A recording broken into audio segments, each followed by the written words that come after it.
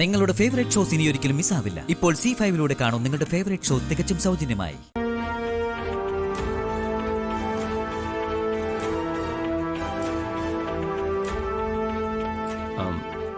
എല്ലാം എടുത്തല്ലോ, നമുക്ക് പോവാം. സർ, നമുക്ക് ഇപ്പൊ പോണോ സർ? അതെന്താ താൻ അങ്ങനെ ചോദിച്ചത്? നമുക്ക് ഇവിടെ കുറച്ച് ദിവസം കൂടി താമസിച്ചിട്ട് പോയാ പോരെ സർ?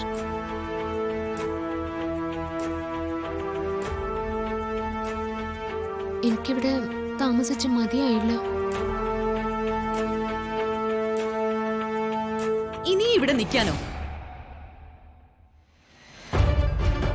അതെ, ഓഫീസ് കാര്യങ്ങളൊക്കെ അവിടെ ആകെ തകിടം മറിഞ്ഞു കിടക്കുകയല്ലേ. ഇപ്പൊ തന്നെ നമ്മൾ ഇവിടെ വന്നിട്ട് ദിവസം എത്രയായി? ഇനിയും വൈകി അതൊരു പ്രശ്നമാവും.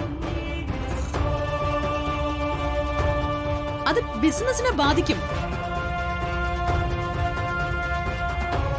നിങ്ങൾ ഇറങ്ങാൻ നോക്ക്. സർ, നമ്മളിവിടെ വന്നതിന് ഒരു ഉദ്ദേശം ഉണ്ടായിരുന്നല്ലോ.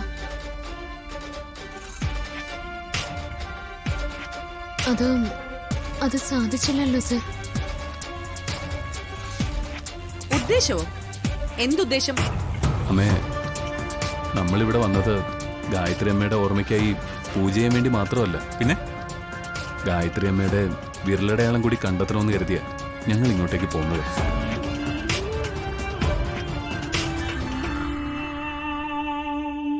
ആ വിരലടയാളം കിട്ടിയെങ്കിലല്ലേ മാജിക് ബോക്സിനുള്ളിലെ മെമ്മറി കാർഡ് ഓപ്പൺ ചെയ്യാൻ സാധിക്കുകയുള്ളൂ.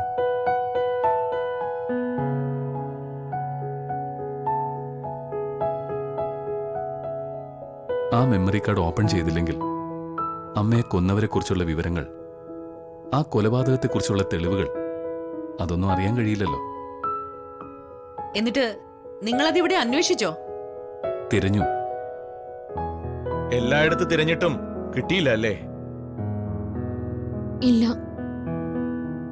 ഒരു സാധനം ഉള്ളിടത്ത് തിരഞ്ഞിട്ടില്ലേ കാര്യമുള്ളൂ. ഇല്ലാത്തടത്ത് തിരഞ്ഞാ അതെങ്ങനെയാ കിട്ടുന്നത്? ഈ വീട് മുഴുവൻ തിരഞ്ഞിട്ടും ആ വിരലടയാളം ഇവിടെ ഇല്ലെങ്കിൽ അതിനി ഇവിടെ കാണുമെന്നുള്ളതിന് എന്താ ഉറപ്പ്? മോനെ വിശാൽ, ഗായത്രി ദേവിയുടെ വിരലടയാളം ഇവിടെ എവിടെയെങ്കിലും ഉണ്ടായിരുന്നെങ്കിൽ അത് നമുക്ക് ഇതിനു മുമ്പ് കിട്ടുമായിരുന്നു. അല്ലെങ്കിലും വർഷം 10-20 കഴിഞ്ഞില്ലേ? ഇനി ആ വിരലടയാളം കിട്ടുമെന്ന് പ്രതീക്ഷിക്കുന്നതില് വല്ല അർത്ഥവുമുണ്ടോ?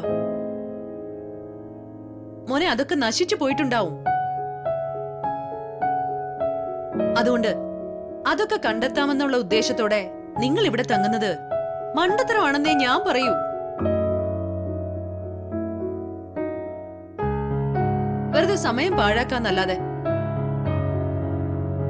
അല്ല, അത് കണ്ടുപിടിക്കണമെങ്കിൽ നമുക്ക് ഇനി ഇങ്ങോട്ട് വരാമല്ലോ. ഇപ്പൊ നിങ്ങൾ എല്ലാവരും ഇറങ്ങാൻ നോക്ക്. വിപിൻ, പല്ലവി, വാ.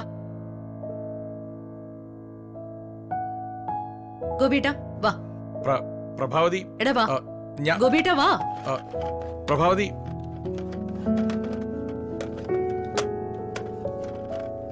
വിശാൽ സർ,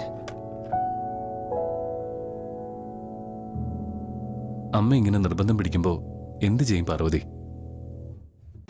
ഡൗൺലോഡ് ചെയ്യൂ C5 ആപ്പ്. കാണൂ എല്ലാ എപ്പിസോഡുകളും സൗജന്യമായി.